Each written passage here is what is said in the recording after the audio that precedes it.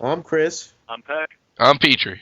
Yeah, welcome to the show today. We're going to talk about two topics real in depth, I guess you would say. First one would be announcers and really the lack of good ones anymore. And the second part would be the phasing out of hardcore wrestling in wrestling promotions in general, out of the big two, or big three, I guess. I don't think Ring of Honor ever had hardcore. Not Uh, unless you count the feud they had with CCW. Yeah, yeah, they don't really do hardcore. they shy away from No, that. high flying and pretty much technical wrestling is more their thing. hmm They So let's they just. brawl, but that's probably the closest they get. The Who are hardcore. they? Yeah. Yeah. Oh no, ROH would be they. So Yeah. that's as Yeah, I close. mean, That's as close as they get. not Eric Bischoff in them. Nope. Oh god. Well, I mean, basically, when you look at, I guess you guys just want to talk about the hardcore stuff first. Sure. Yeah, we'll do it. Might as well. When you look at like a decade before, and you look at how crucial it was and how irrelevant it is now, it really shows a difference in all the products of all the, I guess the big three or big four or whatever's left. I mean, it really started coming into, I think, the big three would probably be in 1997 or early 98 when they started accepting the whole hardcore thing. And See, I to think me, it's it first because came into WWF. I would say like the first hardcore match that I remember from WWF would be Shawn Michaels against Mankind at Mind Games for the WWF title, because the ref just kind of let him wrestle. Chairs were used, tables were used, and that's kind of the first match that I really remember in WWF where it kind of became pushing the envelope. I mean, and I think too it was crucial because I think a lot of the guys from ECW started, kind of slipping into the other feds as well, like WCW, WWF. I don't think they really had a say though. No, they didn't. No, but I think it was kind of neat to see that because it was almost like from a fan's perspective, their form of wrestling was coming into the other federations, like when Raven went, and when Yeah, definitely when Raven. Al Snow went in WWF, a couple other guys. But yeah, I mean, you look at it. That's what. Now I wonder if that In Your House was the one in Philly where Yes, Mankind. I think Okay, it was. Yeah. so that they were kind of catering to that crowd anyway. So good reference, Pack. I'm proud of you. Yeah. Thank you, thank you. Good I job. mean, actually, if we want to go back a little bit earlier, I think, to my knowledge, I think Diesel was one of the first people that actually put numerous people through the announcers table. There you go. I remember. You know what else comes to my mind too is that street fight with Goldust and Piper. I That don't Yeah, kind of remember reminded that. me. Piper did a lot. Piper did a lot for hardcore wrestling in the early '90s. Yeah. So I Yeah, he mean, did. Yeah. you had that. What do you think was one of the crucial elements to its rise? I mean, besides ECW, I guess you could say. I You think think it was the for fans? me, it was well that and how tastefully it was done. I mean, they purposely did it so seldomly that it was something special, and it didn't get it didn't really get, downplayed. They did it infrequently enough that it was still, special whenever they would do it. And also, they did it at the right times, and it wasn't like throughout the entire match. It would, it started slow at first, one person using one object, and then slowly, built. And it also didn't take the place of a good match. It Right. kind of, built upon it. Right. Exactly. Um, it was always kind of neat when two guys would just slug it out. One of them wearing jeans or whatever, and the shirt he wore that day. Just finding whatever they could underneath the ring and just beating the crap out of them. And I liked how controlled it was. It wasn't. Let's say if WWE did a hardcore match, it would be no what Falls Count Anywhere back in the day. Yeah. It was always a controlled chaos. It was very slow, but it was very, very methodical. Do you think that WWF blatantly ripped off ECW with their attitude? But you know who's I think that was supposed to be their flagship guy and it never worked was Hardcore Holly. I really thought they built that whole thing around him in a way, not as like for the company, but is for the hardcore guy. Like that, he was supposed to be the guy that was going to kind of carry that physical wrestling and that style, and it totally didn't work and just blew up in his face. Just I think that was WWE's fault for yeah, whatever reason. I don't think he could talk either. Though that's the problem. He just didn't. I mean, he's Well, almost like a 40-year-old guy balding. How do you market that? if they used him in the right way, it was good. I mean, he would have surprising stints where, I mean, he started him. I remember he had a series of hardcore matches against JBL for the title, and that kind of, I mean, those were pretty good. And, whenever they would put him up against a main eventer or a mid-carder and have him really push them or push some of the younger guys, he was effective. But we saw, trying to make him a focal point of the company and having him in a main event title match against Brock Lesnar at the Royal Rumble, we saw that he really, wasn't fit for that kind of spotlight. They really didn't, work him up enough. He did have good matches against RVD. I will say that. Yeah. He did have good. They weren't going to bring down the house or anything, but they were solid matches. If I went to a show, if I paid money to go to see that match, I would have felt, all right, that was nothing special, but I would go next time and see what happens. Mm-hmm. And realistically, I think it was tough for him to wrestle heavyweights too, because I mean he was pretty much a small heavyweight that really worked to keep himself in condition and keep himself at the right weight, and not drop back to the light heavyweight. Right. Yeah. I liked his like when they first started doing this with him. I liked it when he was feuding with Bart Gunn. I thought that was cool, like former tag team partners fighting in this physical style and like this new, I guess, division or whatever. I thought that was neat, and I really thought they could have went somewhere with Bart Gunn. They never did. Never pulled the trigger, and then Hardcore Holly basically went to the Job Squad, and that sums up what he did. And then Hey! Don't you go knocking the Job Squad, okay? They were never given a chance. That's just like the Union. Oh God. Union could have made them so much money, but they decided, no, this is stupid. I'm embarrassed. Yeah. No, stop it. No, Job Squad, awesome. I'm so looking for a Job Squad T-shirt. I think WCW, for the hardcore style, they didn't do a bad job. I just didn't think they knew what to do with it. I did like what they did with Benoit, Raven, and Page. They had like an inner feuding going on with all three of them. And they'd all do like a hardcore style match or something. I thought that was pretty good. Benoit had good matches with Sullivan. Yeah, that was another one. Very good. Very physical. I mean, the Flock was always solid for hardcore wrestling, but I think the problem with WCW is they took an idea and they ran with it to the point that they ran it into the dirt. Like everybody remembers the Junkyard match, but it was just chaos. I mean, yeah, it was a cool idea, but I mean the execution of it, fans had no idea what was going on. Right. That's why you need controlled chaos in a match. Yeah. You really need to guys too. I mean, I'm sorry, but Silver King kind of doesn't cut it, but yeah, no. Steven Regal in his white gloves getting ready to do like a mime act for you. I mean, it was a little hard to watch, but it wasn't. I mean, it was crazy. It was kind of off the wall, and it was a neat idea, but yeah, they need more controlled chaos now. Right, like the NWA days. Yeah, man, that was actually some hardcore before it was hardcore. They did a lot of that stuff. Oh, like you gave me that tape, just randomly tossed in there. It was Tully Blanchard and Dusty Rhodes with barbed wire wrapped around the ring ropes, and it was a ladder match. Yeah, that was a good solid match. Really, that was surprisingly hardcore. I thought it was really good, really solid, really well done. It was decent, NWA, I think, out of the 80s was the most hardcore, I think. Yeah. In the 80s, yeah, definitely. They took the most risks. They did. I mean, they made war games, for crying out loud. That's a hell of a risk. It is. I think part of the problem is too, like nowadays, a lot of the companies they would only have 3 to 7 people that actually were able to carry on a hardcore style match. Like in WWF, for example, it was always Mankind, The Undertaker, Steve Austin. Well, various incarnations of Mankind, Mick Foley, Dude Love, things like that.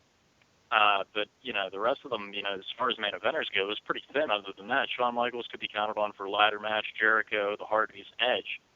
But that's pretty much it in the way of people that, knew how to wrestle that style. Yeah. Yeah, I'm not really going to go as far as saying, I'm trying to think of some hardcore champions. Pete Gas. I got to find this list now.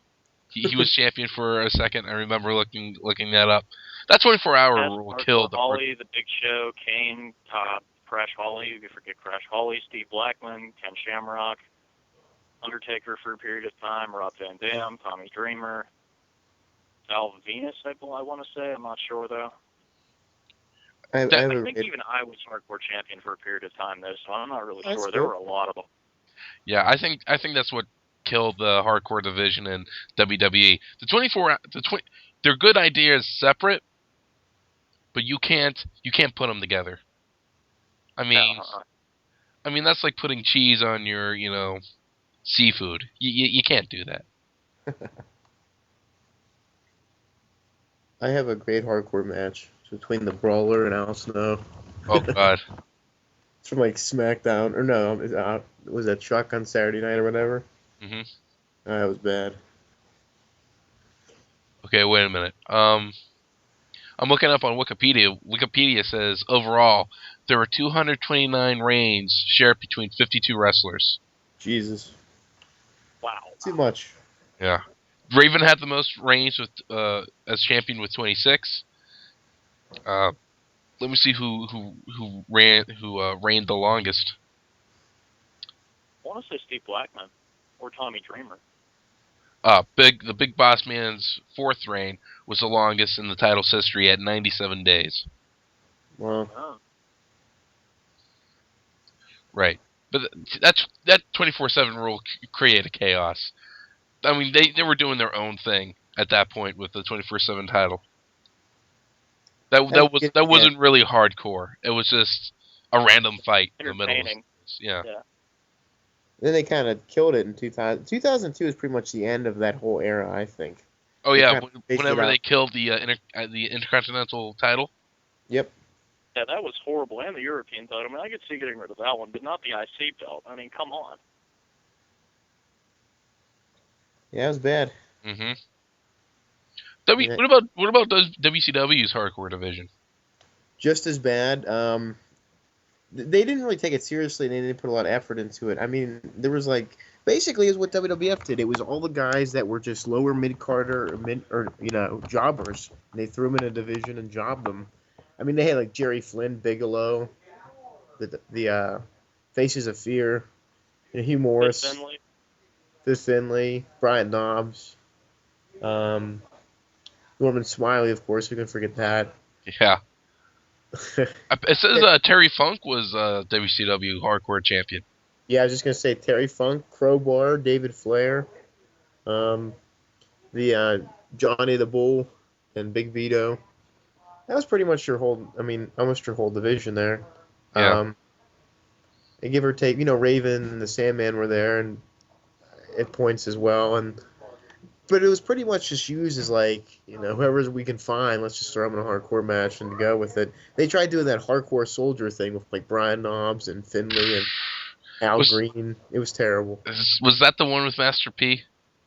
That was after that disaster. This was Oh. actually, but that was Oh, this is a completely different disaster in WCW. Oh, okay. Oh, yes, Lord. yeah, like the first one had like first No Limit Soldier Group had like Brad Armstrong and Mysterio and Conan and a bunch of guys from like the power plant and a couple other big guys. It was just terrible. It was such a disaster. I think one of the trends that we see too is like we see a mid carder that's about to become a main eventer. They kind of have to pay their dues, and that's when they start doing hardcore wrestling. And once they achieve a certain level of stardom, it's like they don't do it anymore. Like Yeah. Cena, getting into his second reign, they had him in the TLC matches against Edge. They had him going up against RVD. They had him fighting Sabu, and that was all well and good. And now I can't recall the last time he's even been in, anything resembling something other than a really, kiddified version of a hardcore match. I mean, a last man standing match anymore is just a giant spot fest with a bunch of people going. I mean, they have like 7 of their own finishers, and that's about it. Yeah. Well, I think the problem too is everything's been done and been beaten to death, so there's nothing else to really do with it, Oh yeah. I mean, they just kind of have hardcore matches as just like a special thing or something now, or attraction. Because I'm sorry if we're gonna start talking about evolving the death match. Yeah, I ruined that segment. If we're gonna start evolving the hardcore match, I'm editing that out. Evolving the hardcore match becomes the death match. yeah. So what about that? So you're saying that it's more of a death match now, or? Oh, you mean? It grew. I mean, Oh, yeah, that's what you meant. Yeah, evolution. Well, the yeah. death match, that's scary enough. I mean, But see, that's where that all came from. Japan. They were doing all that stuff way before America was. That's crazy. I mean, that just takes it to the extreme, to the point where you wonder if it was safe. But yeah, I don't know. I mean, the death match. I think to the point like some of those Japanese promotions, their matches are just dumb because they're just doing hardcore just to do it too much. Well, it's not that. I think now they do Yeah. way too much. I mean, it's enthralling to watch, but they just do way too Take the much. place of the match rather than an extension of it. Right, right. The problem was with FMW. It's like I love FMW, but you get into those death matches, and eventually they would have a good psychological match, and then they start using the weapons, and then once they're literally done using the weapons, it becomes a slugfest, and then it becomes a powerbomb fest. Yeah. I mean, go back and watch some of those matches, especially with Onita. So it's kind of weird. You get really solid wrestling, and then you get to the death match for the main event, and then it's like, oh, okay, now what? Because it was pretty formulaic in FMW, if I may Yeah. be so bold. Yeah, it was. IWA was like that too. I don't know how their style of matches were. That may just might have been more just sluggish and brawling, but that's what they kind of aimed at too. I'm trying to think what other promotions there were in Japan. I mean, the FMW was the big one. There was Oh, Big War. Japan. I don't know if Wrestling in Roses, that War, was that another one that was like that, or? I don't think no Big Japan Pro Wrestling. Okay. I mean, if FMW was ECW, then Big Japan was Combat Zone. Gotcha. That's really violent. Big Japan had that razor blade match. Ooh. A razor blade match. Come on. Dear God. And all that's legal over there too. They can get away with it, Oh, there's a lot of stuff you can get away with in Japan. It's awesome. Well, yeah, I mean, and then I just think now, I think WWF, they ruined their own version of the hardcore title, and then TNA never really got into it. They just kind of shied away from it. They would just do, like Paxman's saying, and you have two just hardcore matches just for the wrestlers or just to do it. Early TNA, they did a lot more with it than they do now. I mean, I remember Jeff Jarrett's title reign when he was a face. He was fighting Raven. They were doing some hardcore stuff. He was fighting The Truth. Chairs and guitars were being used. But also, I mean, they had an opportunity with the early X division, especially with, the ladder matches they had. They really raised the bar with that stuff. And they had an opportunity where they could have created, their own separate hardcore division or, made those part of, just title matches, but they really didn't do it. Yeah. Yeah. And then it's because they brought all those ECW guys in 2003, and then they did nothing with it afterwards. That's been the problem with TNA. Too helter skelter, too, quick. Everything ends. Yep, absolutely. It's like they have a feud, then it dies in like 2 weeks. Ugh. It's just garbage. But I mean, now TNA they haven't done really anything hardcore. And after that Pink Door incident with Judas Macias and Sting, ugh.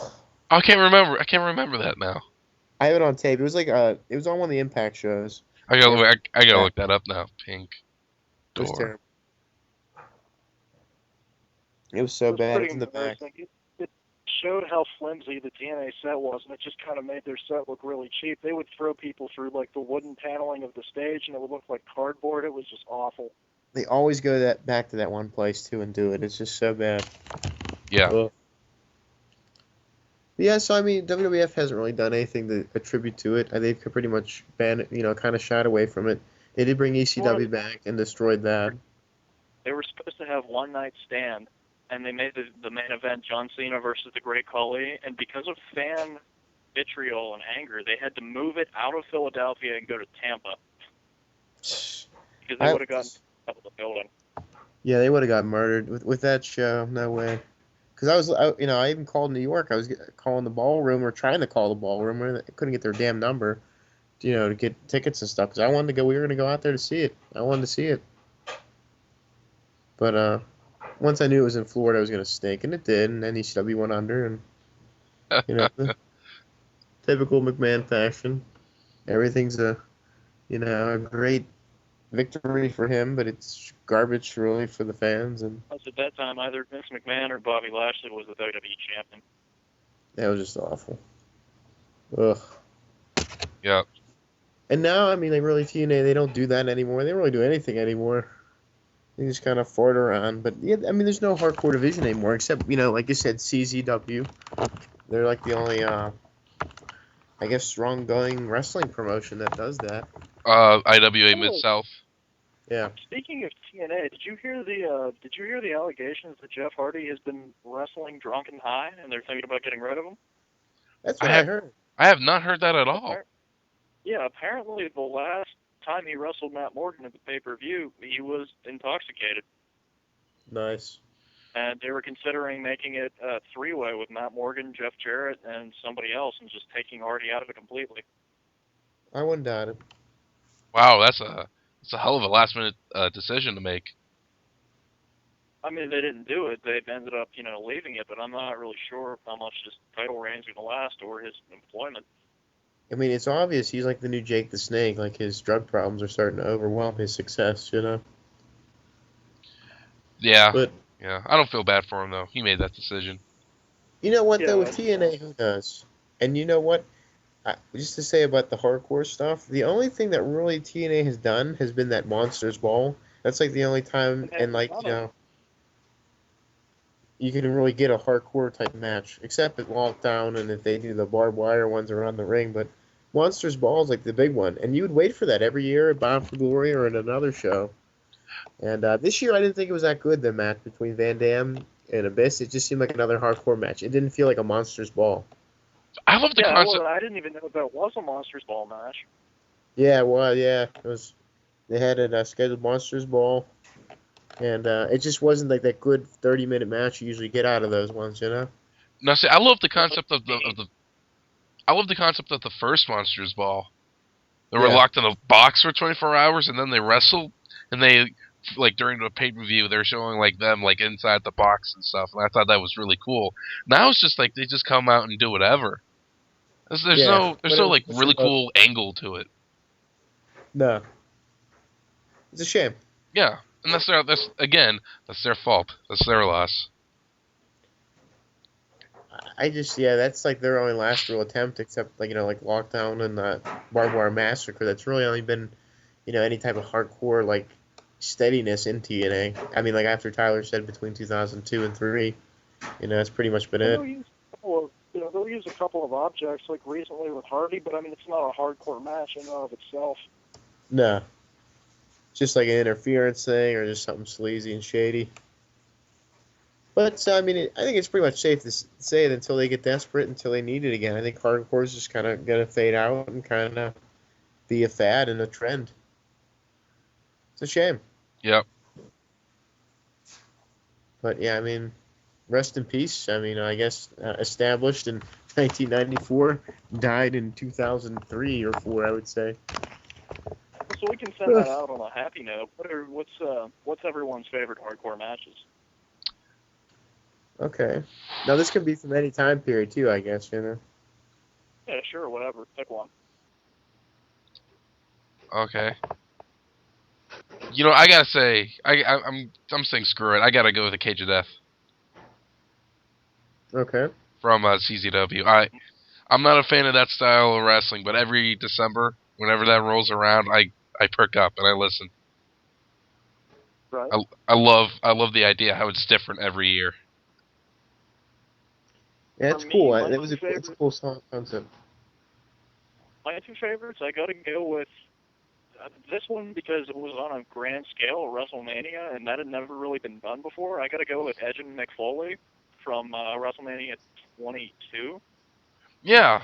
And the other one, I'm going to say One Night Stand, Edge and Mick Foley versus Terry Funk and Tommy Dreamer. And Yola and Lita was on Edge's team. Nice. So I'm going to go with those two. Yep. That's a good one. Good answer. Yeah. Should I go next, I guess? Oh, yeah, I was waiting for you. Sorry. Oh, sorry, I couldn't hear. Oh, that's cool. See, I don't know. I mean, there's a lot of them I like in each of the decades and all that has gone over through time. I did like the Junkyard match. I did like, even though it was a mess, it was kind of funny to watch. I do like the Masato Tanaka one and Mike Awesome one from One Night Stand. I think that really sticks out. There's probably like so many from ECW I just can't remember offhand. If it how good they were. I mean, I would just probably say one. There's got to be something from ECW that was over the top, and probably more. I would think of a WCW one too. I can't remember who it was, but it was pretty good. It was just constant, just a mess. People were going through tables and just getting messed up. I think it's pretty much safe to say, with hardcore that it's over, but it will come back. I don't think. I think hardcore is over. I mean, we'll see it in little spots here and there, and it'll be more of a pleasant surprise than a good undercurrent of the business. Yeah, I think it's gone. Hardcore, from what we remember it, the crazy, Oh, that's true. the crazy awesome, and because they're just gonna screw it up somehow. They screwed up everything else in this decade. Well, why give them another shot? That's my attitude. It's mainly Vince McMahon and his crap too. He's pretty much the one that's ruined professional wrestling, top and down, and all around. It has to be his way. He has to take the talent. He can't let the little guy, succeed, or anyone else. It's just like, and it makes sense as a business standpoint. But he destroyed the territories in the '80s. He destroyed all the other promotions, this decade. What else is next? I mean, it's just absurd. Yep. You got to be like a multi-billionaire, trillionaire to take on him and actually probably defeat him. I think someone could eventually one day, but till now we're stuck with Jeff Jarrett now. Some little rinky-dink arena in Orlando. God. Yeah. Well, I don't really have any faith in someone that's failed already with WCW and Eric Bischoff and Hulk Hogan, who helped run it into the ground. So. Yeah, I mean, if they do this to TNA, I'm gonna be disgusted and mad. But who knows? They could turn around. They might actually be the ones that save it. Who knows? Anything can happen. Mm-hmm. Yep. But away from hardcore, I guess now to the announcers. When you think of great announcers, there's so many. Yeah. Through the decades, over the years. Who would you like to start off with, Brandon? The one, the only, Gino, Mr. Gorilla Monsoon. Amen. Great announcer. And it's actually an interesting fact. I found out he was still doing announcing till 1999, I think.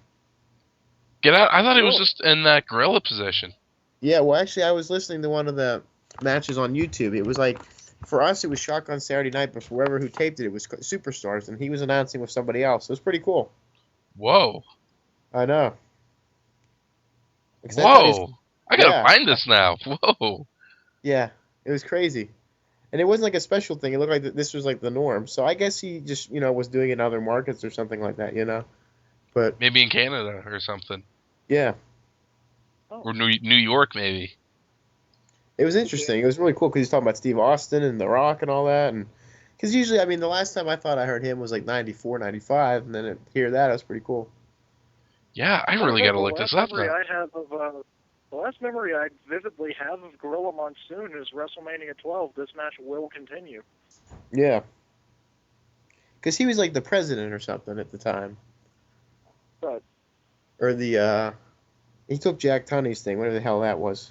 Commissioner, and then he turned the president and whatever, but that was cool. Yeah. But, you just he was just such a good announcer. You'd be so interested in what he was saying. Oh my god. He could make any screw-up sound scientific. Yep. That's why he was so good. Exact anatomical reason for it. Not make something up like Matt Stryker where it sounds completely fabricated. Monsoon's explanations were always valid and reasonable. Yeah. Or Michael Cole and every move is devastating. Yeah. Okay. Yeah. Michael Cole's like the poster child of what not to do. He's just embarrassing. Vintage Sheamus, when the man has been wrestling for exactly 2 weeks on television, you're a fool. He's your epitome of what you Even his own commentating partners have made fun of him. for his just complete lack of talent. I don't know why he has a job. I mean, they're trying to turn him heel because everyone hates him, and it's getting over. But he doesn't get over because he's a bad guy. He gets, he He literally sucks. just has no talent. He's not meant for this business. He's not good in it. He won't be remembered for it. He's just like that one of the schmucks they get out of one of the syndicated newscast stations or whatever, and they just put him on there. It's just awful. Yeah. If Michael Cole gets into the Pro Wrestling Hall of Fame, then I feel that all three of us should be inducted just as well because, I mean, we've done even more than he has to deserve it. Yeah, man. Mm-hmm. You got to mention, too, Bobby Heenan. Good Lord. Yeah, the other half. The other half of primetime wrestling. Holy crap. That was great. You can watch it all day. They were amazing. You can find no variety show, I think, could top Monsoon and Heenan. They were just funny on their own. Yeah, and they just had such great chemistry when you put them together, too. Yeah. I mean, Gorilla, like, Heenan would always make some kind of sly comment, and Gorilla would always be like, would you be serious, please? Will you stop that? Yeah. It was great. Like, those two together, because, like, every now and then you have Vince McMahon screwing up a good show with his crappy commentary, but when you had those two together... They're really, ironically, McMahon's commentary got progressively worse over the years. Oh, yeah. Hello, welcome to WWE television at the Spectrum or wherever the hell, and then you get the welcome everyone to Monday Night Raw. It's like, dude, just yelling definitely. If we give it learn up. anything from pro wrestling, it's that yelling never helps. No, yeah. Just makes it worse. I don't care how edgy it is. I don't care what the demo wants. It's not cool. You schmuck. Yeah, I mean those two, like Heenan and Monsoon. I mean when they would get together, it was just great to watch it on their pay-per-views, on shows, interview segments, variety. I mean some of those variety segments on Tuesday night were just great to watch. Yeah, primo, top-notch entertainment. Here's something to throw in there though. What if Monsoon went to WCW too? Wouldn't that be interesting? At the same time. I mean, because essentially... That might have been the final nail in WWF because they would have not been able to find a great replacement. No. Because, I mean, he kind of carried them till whoever else came along. Todd Pettingill sucked, but, they kind of fell on the king for that, later on. But, yeah, he kind of held them up till they, found some replacements. I mean, imagine that, because, I mean, Tony Schiavone wasn't that great. He was all right, but Monsoon's so much better. You put those two together, oh, my God. Monsoon and Heenan, like, on WCW, that would have been insane. Schiavone was okay used in the right system as the third or fourth person. You can't, throw him up there as the main guy and expect him to perform. He just wasn't that type of person. Yeah. And I was actually listening to Bobby Heenan's shoot interview. Schiavone was a prick. He said, like, Schiavone didn't like the wrestlers. He always withheld stuff from, like, Heenan and the other guys. His thing was, like, knowledge was power, so he wouldn't tell people stuff. He was just like, oh, when I found that out, I'm like, well, what a douche. But he just... Schiavone was really nothing more than a loud caricature with bad hair in WCW. I mean, he really... Donald Trump of our time. He really never struck me as anything but, loud. I like Schiavone. I thought he was a good voice. I thought he was calm. There's something you never got out of Ross or Lawler or Cole. He was just calm. He did his job. If he was doing commentary with Heenan or he was better than Lawler. Oh yeah, but if he was doing commentary with Heenan and Sabisco, he'd always step in as the good guy. He'd always be a counterbalance to someone. He could be someone. He could be someone. He'd be fine on his own. But if you put him with someone, he can go with that person. He could make a match, solo or otherwise. Definitely. I liked his stuff in NWA. Yeah. True. I like David Crockett too. Like he wasn't, I guess you could say like the best announcer, but he was cool for what they were promoting, like that Southern wrestling. So he fit right in. Yeah.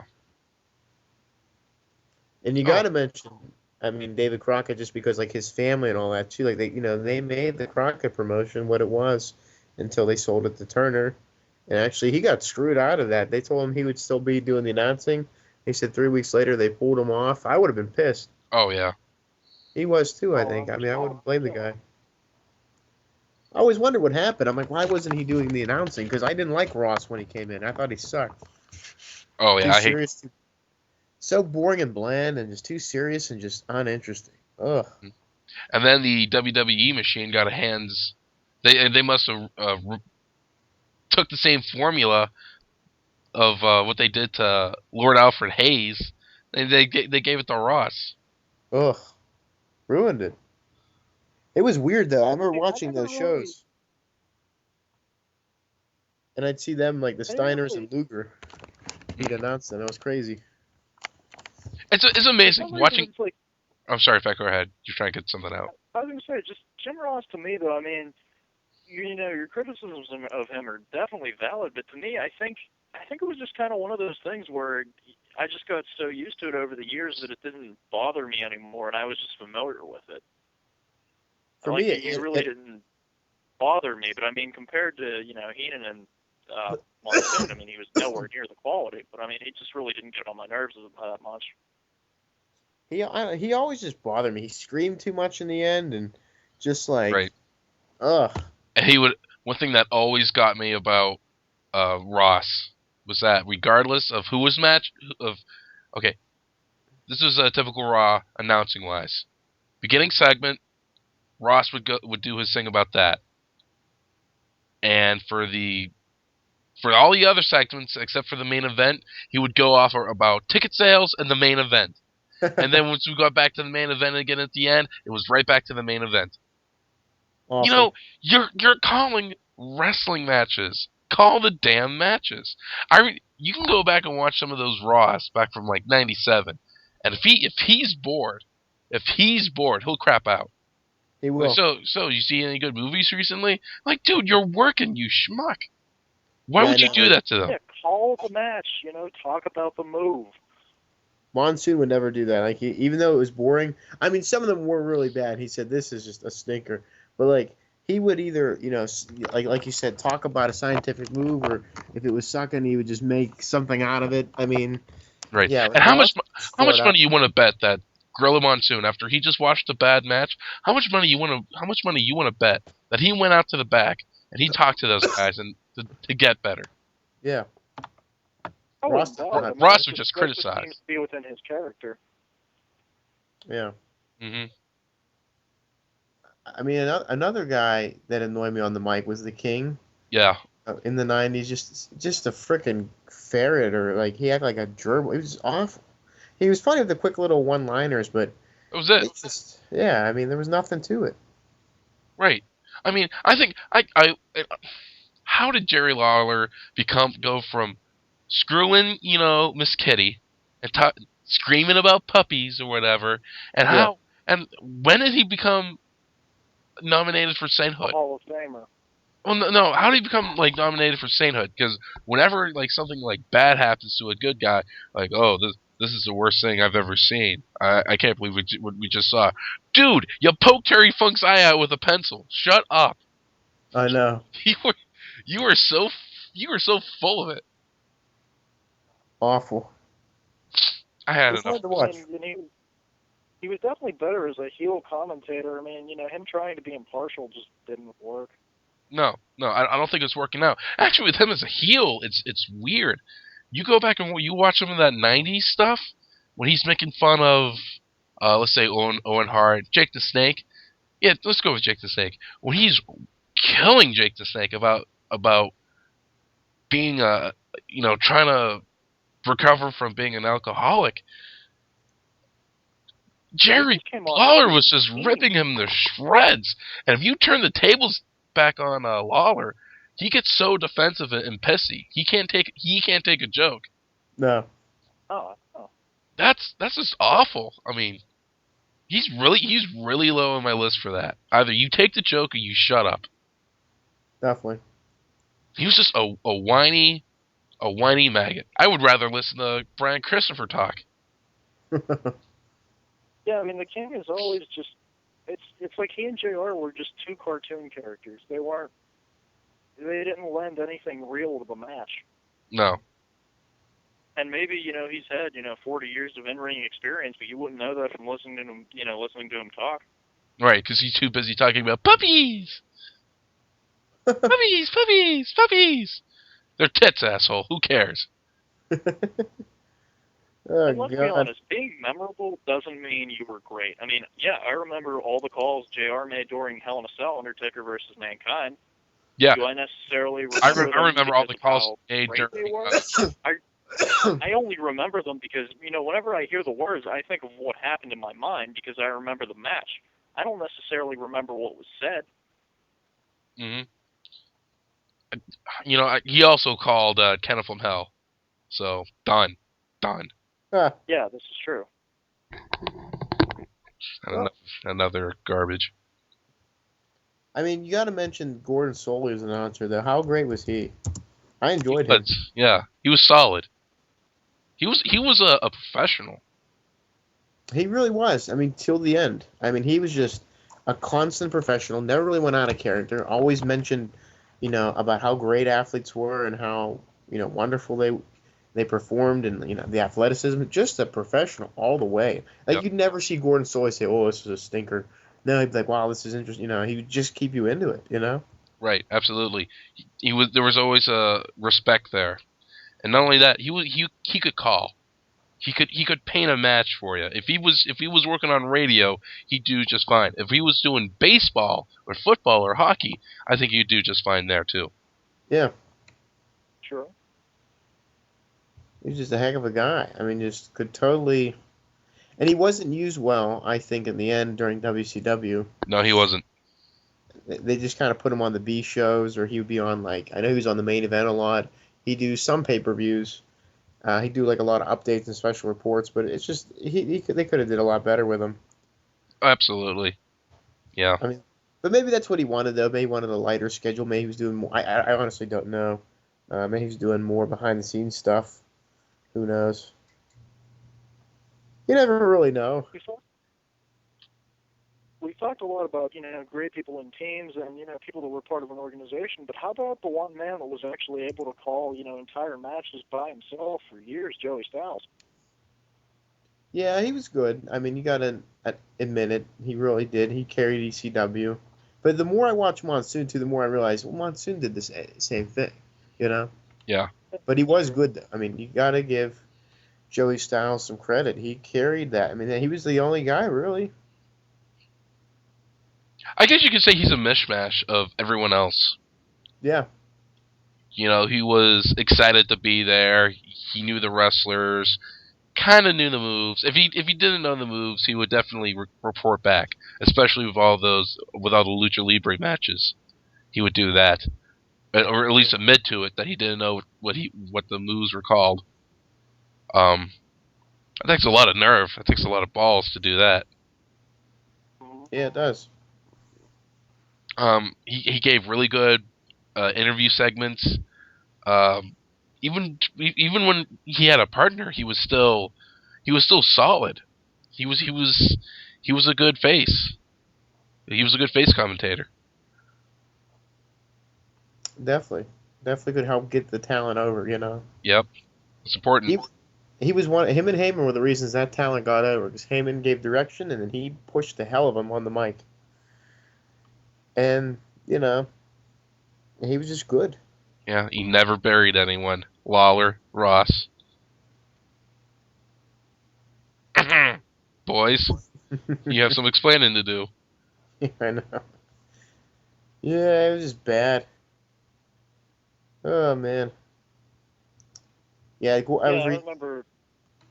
You can actually see that a lot with Ross, because I remember, whenever someone would first come in and they'd have potential and they'd start to be a main eventer, I mean, you'd hear, a lot about MVP and, what a highly touted free agent he was. And then after a while, they're like, oh, yeah, the man with the checkered past. And then it was just nothing but cliches about how he's balling and everything else. Yeah. When he was on his way down. Yeah, he's really different on Twitter. I follow him on Twitter. It's weird. It is. He's just he's a shell. He's a shell of his former self. Another announcer too is interesting was Bob Caudle. He was more the NWA ring announcer guy.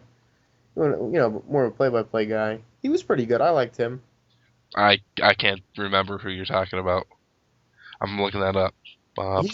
He did a lot of the '80s and early '90s. Well, I mean, he was with the NWA from the '50s on, but he did a lot of those play-by-plays with Jim Ross, Schiavone, a lot of the other wrestlers, and then he went on to SMW because like in the early '90s, a lot of those guys that were notorious with WCW and the NBA left with Cornette and they went to that Smoky Mountain thing, Mm-hmm. and that didn't really go too well. Oh yeah, that guy. I know what you're talking about now. Yeah, he was Yeah, good. yeah, he left around like '91. Yeah, he was in Smoky Mountain for a while. I think a lot of people, a lot of talent went there. Yeah, Um, but then it just kind of ended. unfortunately. Yeah. And that's why I don't trust Jim Cornette with like promoting and stuff. Anything he really does doesn't work. But yeah, Bob Caudle was good.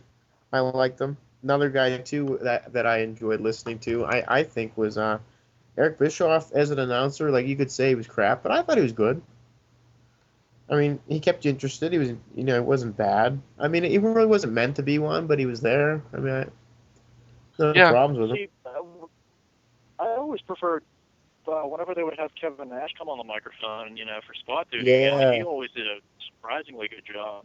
I can't remember, very many bad, Kevin Nash interview segments or anything else. I mean, say what you will about, him maybe not wanting to get out in the ring and wrestle. Those are valid criticisms. But I mean, on the mic, he was fine.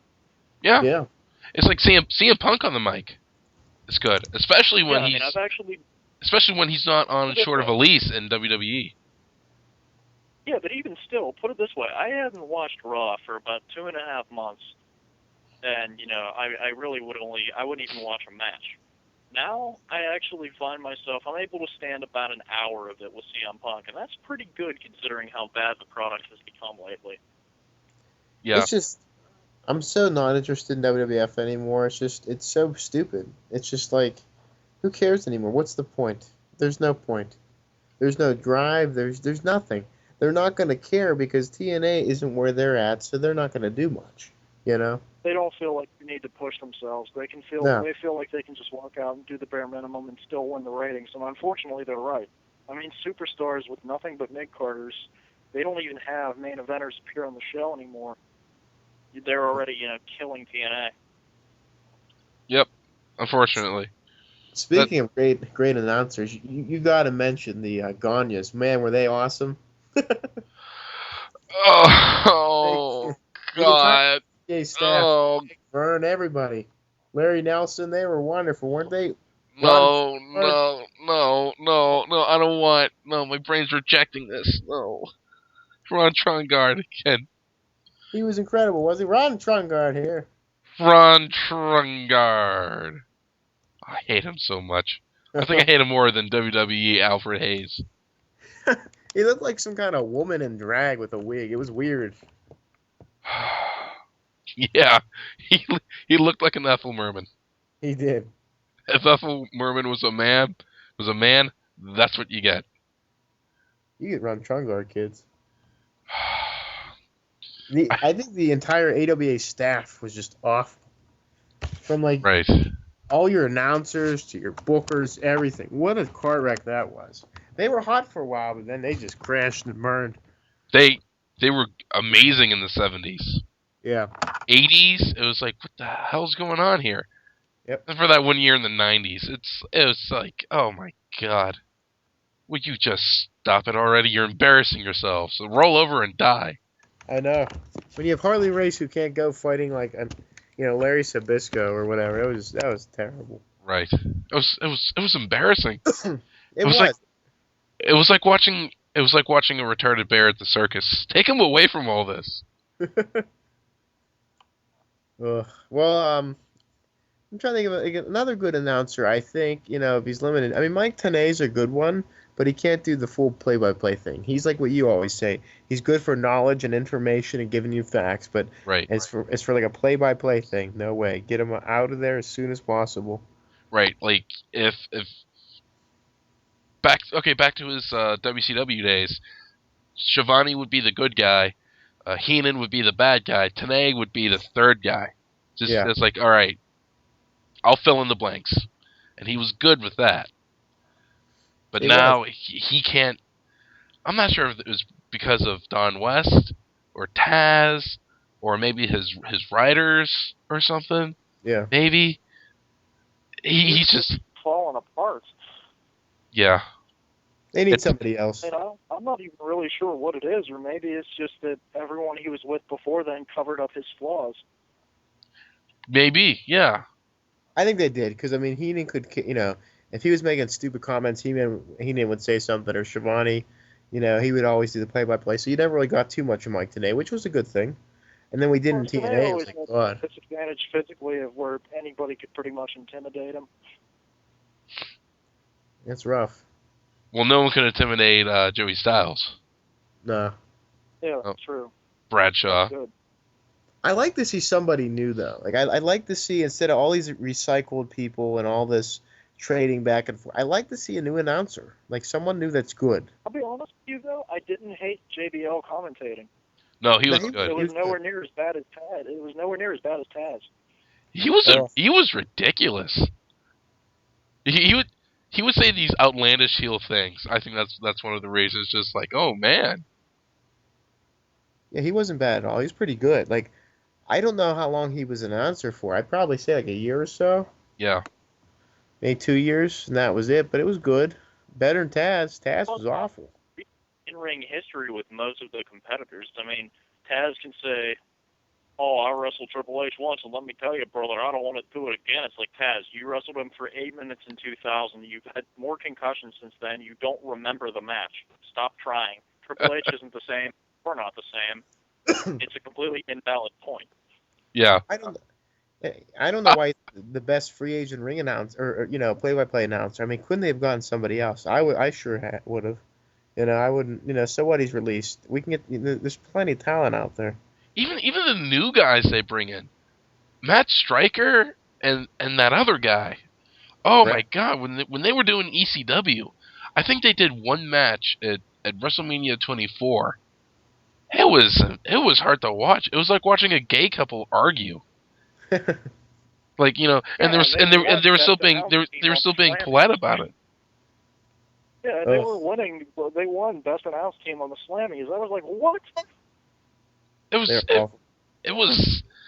They just say these things like, "Oh, you don't know what you're talking about." It's just like I'm really uncomfortable now. You guys need some time. Favorite Matt Stryker moment? I mean, for him just being sheerly awful. Oh, Randy Orton's moving his hands around. That's a clear indicator of nerve damage. No, it's not, you idiot. Awful. Who's one person that was great in WWF and sucked in WCW was Jesse Ventura. Yeah. How did that happen? Like, I mean, and he would do announcing with Shivani in WWF, and it wasn't bad, but like he just lost his edge when he went into WCW. He might not have cared. Annoying. He could have retired. Yeah. It's like, okay, I'm done. Yeah. That was fun. That was a good run. It was just awful. Like, it was just like, please get off the mic. Yeah, it was pretty weird. Oh. I remember it being more about like him and like his comedy than being about the matches. Yeah. Yeah. They're battling in the graveyard, Tony. Shut up. It was rough. I mean, thank God, like Heenan and Okerlund and some of the other guys showed up. I mean, he was just awful. And another guy I enjoyed listening to, but they never really gave a lot of time and effort for, was Chris Cruz. I liked him. He wasn't bad, he was a little bit over abrasive, but he pumped up the match and got you excited for it, But they never really did. The only really good pay-per-view he got noted for was that AAA versus IW, I think C, for the Mexico when Worlds Collide. Him and Mike Tenay did it. It was pretty good. Mm-hmm. It was like that co-promoted WCW thing. It wasn't bad. It was pretty good. But yeah, that's another guy I never really got to push. And another guy I couldn't stand on the mic was Dusty Rhodes. Get this shit out of your mouth, please. Yeah. atrocious. He could never pronounce anything. He couldn't say anything. You couldn't understand what the hell he's talking about. Oh my god. Well, sugar pie, honey buns, if you will. You know what I'm saying? He flapjack him over the next Tuesday. 100 times, you know what I'm saying? Be You feeling talking that about one for Dusty a while. Rhodes? Yeah. I remember two things about him. I remember the Honky Tonk Man calling out the Ultimate Warrior, and Dusty Rhodes' only clear presentation. Oh, you don't want to do that. There's some people in the locker room that will tear you apart. And he was talking about the Fujiwara armbar during one of the matches in WCW. And in course of relating his in-ring knowledge of the move, he's like, I was in a Fujiwara armbar for about half an hour in a match. I'm like, no, you weren't. Right. Don't think that would have ever happened in a wrestling match. He probably would have died. You know. That would. Or just tap We're out not and talking go, "I'm about. done." We're not talking about putting someone in a 30-minute sleeper hold for 30 minutes because the crowd's chanting boring. We're not talking about that. We're talking about a move that can literally rip your arm out. Ouch. Well, That So hurts. 30 minutes, like, dude, no way. No way.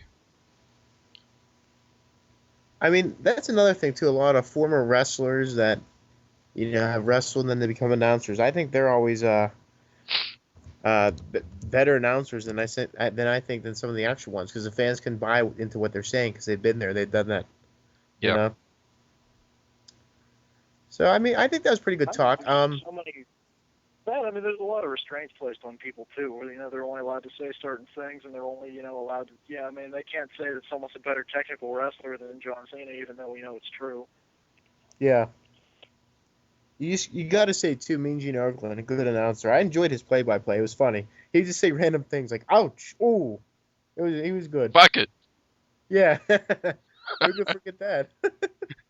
Oh, that's probably one of the reasons why they fired Schiavone. Oh yeah. Someone else swore on television. All right. Well, here's what we'll do here at the end of this. Would you guys like to say your favorite, your dream announce team, and then the guys that you can't stand and hate? Yeah. We'll just go around. All right, Brandon, you want to go first? I'll do it first. Yeah. I will go with Monsoon, Styles, and someone else I could pick here.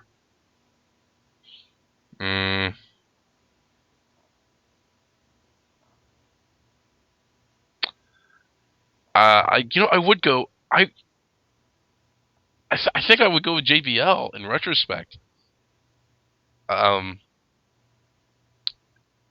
Styles and Monsoon could take turns on face duty, but yeah, JBL on heel. They need someone ridiculous, and that's just a good mishmash of people right there. Yeah. The worst I could think of would be Trungard, Cole, and the gruesome twosome, Lawler and Ross. That'd be awful. Have 4 of them.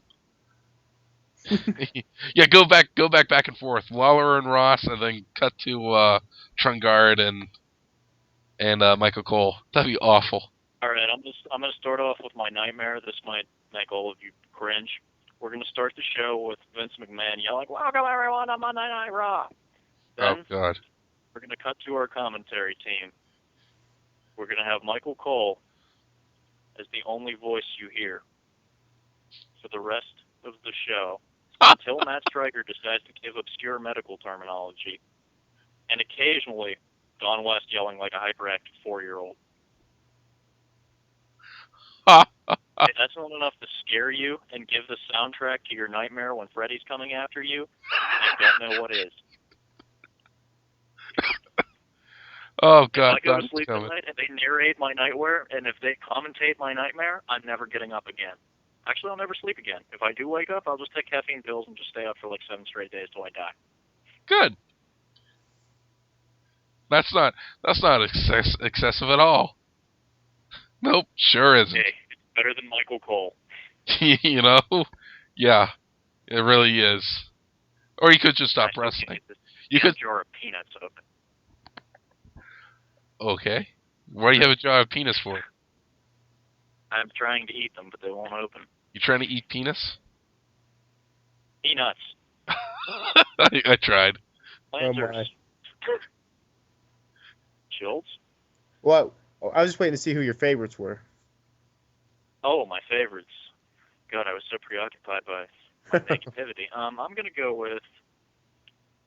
have to go with Gorilla Monsoon, Bobby the Brain Heenan, Styles, and Kevin Nash. Just because, I want to see if he can, carry it full time. Because, I think he's shown us that, with limited commentating time, he could definitely be a good full-time member of any cast. He can be flexible, he could be face, and he could be heel. Yep, that's true. Nice. That is very smart logic. Let's see. My favorites would be, I like Mean Gene Okerlund because he has like these funny random things he says. Him, Monsoon, and Heenan were good in the '80s together. And then I would just throw in somebody either like probably like Tony Schiavone, or I'd put in who was good. There really wasn't anybody good in the '90s in WWF that wasn't in WCW. I'd probably just throw in like an Eric Bischoff, or I like listening to Larry Sabisco too. I mean, sometimes you get annoying, but or Chris Cruz, somebody like that. Maybe he's like some kind of middle guy. Yeah. The people I hate, Craig DeGeorge, he was awful in the '80s. Mike Adamle from Now, he was terrible. Todd Pettingill was horrible.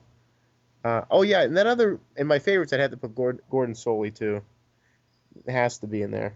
And then for my the people I can't stand would probably be like Ventura, and probably who else was pretty bad? Stevie Ray and Mark Madden. Yeah, Mark Madden. I mean, Mark Madden, yeah, definitely. Just ruined the WCW product, made you hate it, made you realize how bad it got, made you uninterested, and just made you want to just beat them up like Tank Abbott did. I had no idea I had no idea that human beings could glow in the dark when Tank Abbott ripped off his shirt. Here's one for you guys. What if Randy Orton decides to end his pro wrestling career and become an announcer? Well, you see, he's stuck in a side headlock. And this move puts pressure on the neck. And if something wouldn't put you to sleep by then, Randy Orton's commentating definitely would. I mean, totally be awful. Ugh. Well, I think that pretty much sums it up there.